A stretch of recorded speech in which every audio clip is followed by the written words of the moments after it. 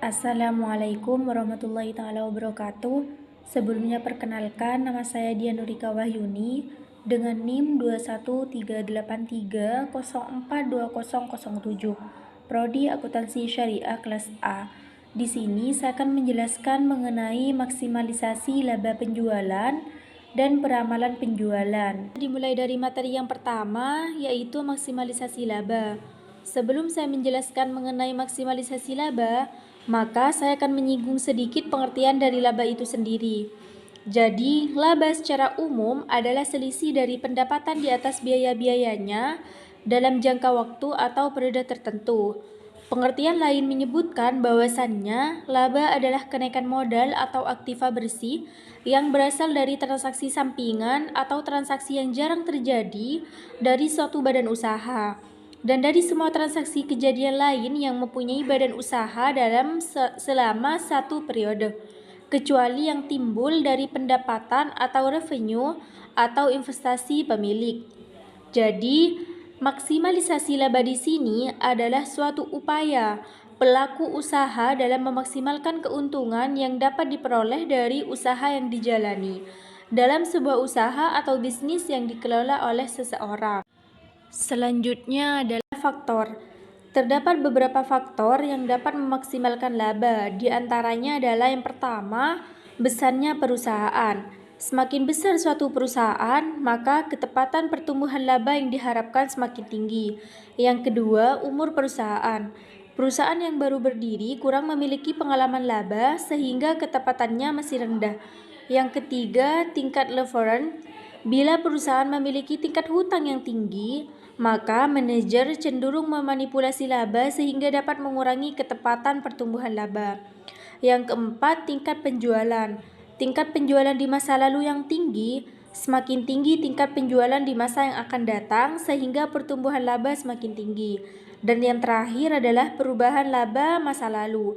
Semakin besar perubahan laba masa lalu, semakin tidak pasti laba yang diperoleh di masa yang akan mendatang. Lanjut pada pendekatan-pendekatan dalam maksimalisasi laba.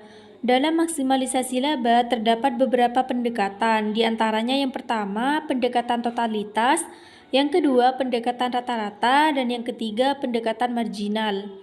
Pendekatan totalitas merupakan pendekatan dengan cara membandingkan pendapatan total atau TR dan biaya total atau TC. Sedangkan pendekatan rata-rata, perhitungan laba per unit dilakukan dengan membandingkan antara biaya produksi rata-rata atau AC dengan harga jual output atau P. Untuk pendekatan marginal, perhitungan laba dilakukan dengan membandingkan biaya marginal atau MC dengan pendekatan marginal atau MR. Laba maksimum akan tercapai pada saat MR sama dengan MC. Selanjutnya yaitu langkah-langkah yang dilakukan perusahaan untuk memaksimalkan laba. Terdapat beberapa langkah yang dapat dilakukan untuk memaksimalkan laba. Di antaranya yaitu yang pertama, mengurangi biaya.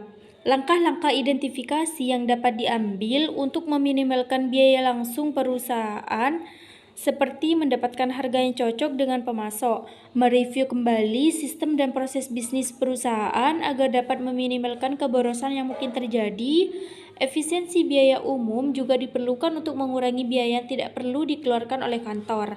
Analisa biaya ini biasanya dilakukan oleh perusahaan dengan melakukan perhitungan budgeting di setiap tengah tahun untuk menghitung berapa pengeluaran yang akan dilakukan oleh perusahaan di tahun mendatang. Perhitungan ini bisa digunakan sebagai acuan data biaya yang dikeluarkan pada tahun mendatang. Yang kedua adalah perusahaan menaikkan penjualan atau omset. Hal yang paling lumrah dilakukan oleh perusahaan untuk mencapai laba tertentu yaitu dengan menaikkan omset perusahaan. Dengan semakin banyaknya pesaing yang dimiliki oleh perusahaan, maka perlu melakukan analisa pasar. Analisa tersebut bisa dilakukan dengan melihat keinginan pasar seperti menaikkan kualitas barang yang dijual ataupun menurunkan harga jual barang tertentu. Dan yang ketiga adalah perusahaan memperhatikan tingkat perputaran persediaan. Perputaran persediaan ini perlu menjadi perhatian agar tidak ada persediaan yang terlalu lama di gudang. Persediaan yang terlalu lama di gudang akan menambah beban perusahaan di bidang penyimpanan maupun perawatan. Hal ini menyebabkan biaya yang dikeluarkan oleh perusahaan akan membengkak. Materi yang kedua yaitu peramalan penjualan. Forecast atau perkiraan atau ramalan penjualan merupakan perkiraan penjualan pada suatu waktu yang akan datang dalam keadaan tertentu dan dibuat berdasarkan data-data yang pernah terjadi atau mungkin akan terjadi. Ramalan penjualan merupakan suatu alat yang penting karena dengan adanya ramalan penjualan ini akan menjadi dasar dalam penyusunan rencana penjualan dengan mempertimbangkan sumber daya yang ada dan strategi penjualan untuk mencapai tujuan perusahaan. Apabila peramalan yang dibuat kurang tepat, maka perencanaan penjualan yang akan ditetapkan berdasarkan peramalan tersebut pun juga akan menjadi kurang tepat dalam mencapai target yang telah ditetapkan. Sehingga perusahaan pada dasarnya memerlukan suatu kemampuan dan keterampilan yang tinggi agar dapat membuat peramalan dengan menggunakan berbagai teknik dan metode yang tepat. Pengukuran forecast penjualan itu sendiri dapat dilakukan secara kuantitatif dan kualitatif. Pengukuran secara kuantitatif biasanya menggunakan metode statistik dan matematik, sedangkan pengukuran secara kualitatif biasanya menggunakan judgement atau pendapat. Pemilihan cara yang dipakai untuk membuat forecast penjualan dipengaruhi oleh berbagai faktor. Di antaranya yaitu yang pertama, sifat produk yang dijual, yang kedua, metode distribusi yang dipakai, yaitu metode distribusi langsung atau tidak langsung. Yang ketiga, besarnya perusahaan dibandingkan pesaing-pesaingnya. Yang keempat, tingkat persaingan yang dihadapi. Dan yang terakhir adalah data historis yang tersedia. Adalah macam-macam metode. Terdapat beberapa macam metode dalam melakukan peramalan penjualan. Di sini saya akan fokus membahas salah satu dari metode tersebut, yaitu peramalan berdasarkan pendapat atau judgment method. Judgment method ini biasanya digunakan untuk menyusun forecast penjualan maupun forecast kondisi bisnis pada umumnya. Sumber pendapat-pendapat yang dipakai sebagai dasar melakukan forecast di sini ada 4. Di antaranya adalah yang pertama pendapat salesman, yang kedua pendapat sales manager, yang ketiga pendapat para ahli, dan yang keempat adalah survei konsumen. Pengertian dari 4 sumber pendapat tadi adalah yang pertama, pendapat salesman. Para salesman diminta untuk mengukur apakah ada kemajuan atau kemunduran segala hal yang berhubungan dengan tingkat penjualan pada daerah mereka masing-masing. Kemudian mereka diminta pula untuk mengestimasi tentang tingkat penjualan di daerah masing-masing di waktu mendatang.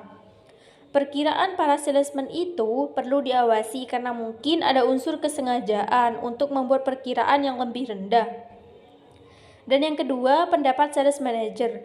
Perkiraan yang dikemukakan oleh para salesman perlu dibandingkan dengan perkiraan yang dibuat oleh kepala bagian penjualan. Seorang kepala bagian penjualan tentu mempunyai pertimbangan dan pandangan yang lebih luas mengenai seluruh daerah penjualan. Pada umumnya, perkiraan kepala bagian penjualan dapat lebih objektif karena mempertimbangkan banyak faktor. Dan yang ketiga adalah pendapat para ahli. Terkadang perkiraan yang dibuat oleh salesman dan kepala penjualan sangat bertentangan satu sama lain, sehingga perusahaan menganggap perlu untuk meminta pertimbangan kepada orang yang dianggap ahli. Mereka ini disebut konsultan. Dan yang terakhir adalah survei konsumen.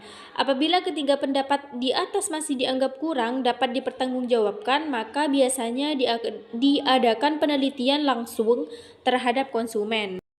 Sekian penjelasan dari saya, kurang lebihnya mohon maaf. Wassalamualaikum warahmatullahi wabarakatuh.